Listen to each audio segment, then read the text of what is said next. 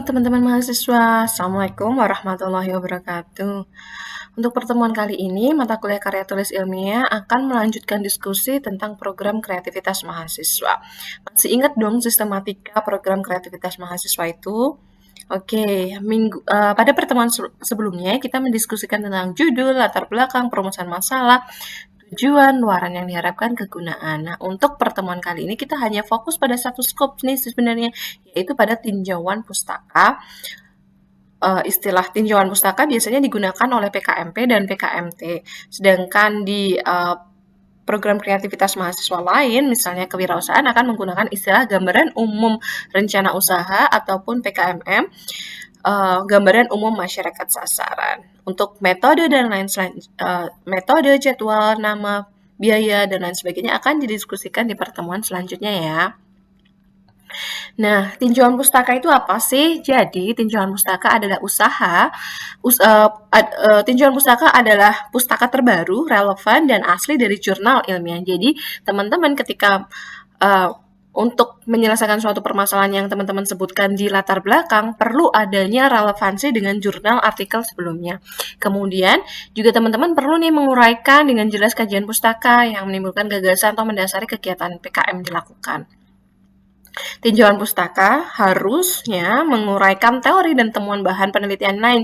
Jadi teman-teman mencoba menyandingkan penelitian teman-teman dan juga penelitian yang sudah dilakukan oleh rekan-rekan mahasiswa ataupun oleh para peneliti lain yang menjadi landasan usulan kegiatan PKM teman-teman. Kemudian tinjauan pustaka itu juga wajib ya, perlu mengacu pada daftar pustaka. Artinya daftar bacaan teman-teman tuh apa aja dimasukkan ke dalam tinjauan pustaka.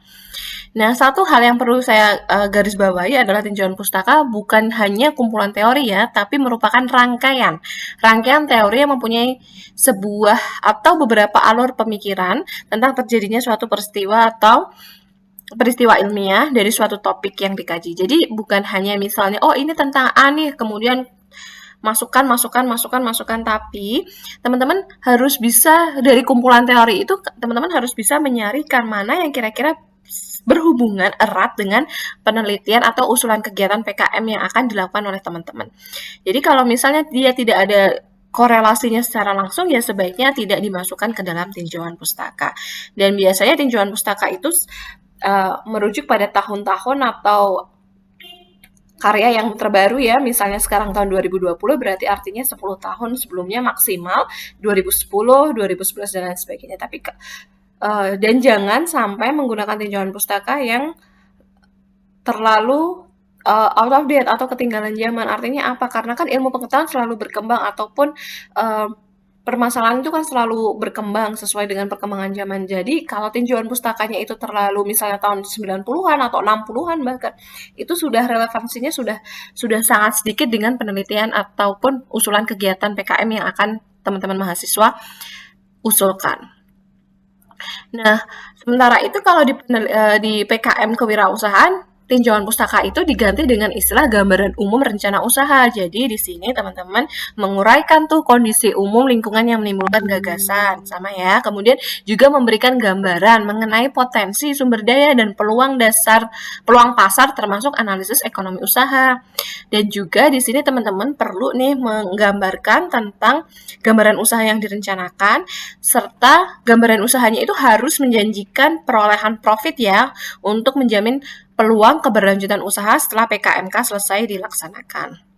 Sementara itu untuk PKMM, yaitu PKM pengabdian pada masyarakat, istilahnya tidak tinjauan pustaka, tapi lebih ke arah gambaran umum masyarakat sasaran, yaitu penjelasan mengenai kondisi masyarakat sasaran yang akan menerima kegiatan pengabdian agar diuraikan secara faktual. Jadi kalian misalnya melakukan pengabdian masyarakat di desa A. Nah, kenapa tuh mengambil desa A? Perlu dipaparkan secara detail.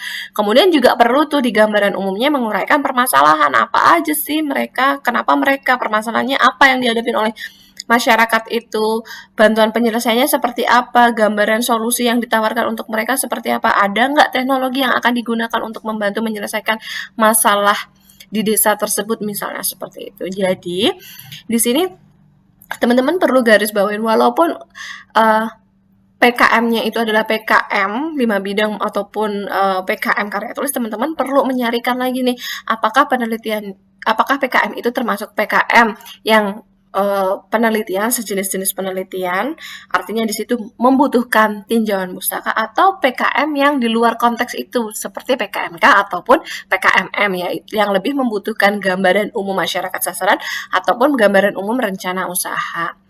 Jadi jangan sampai kebalik-balik ya antara penggunaan istilah tinjauan pustaka, gambaran umum rencana usaha, dan gambaran umum masyarakat sasaran. Oke, sekian tentang tinjauan pustaka, gambaran umum masyarakat sasaran, dan gambaran umum rencana usaha.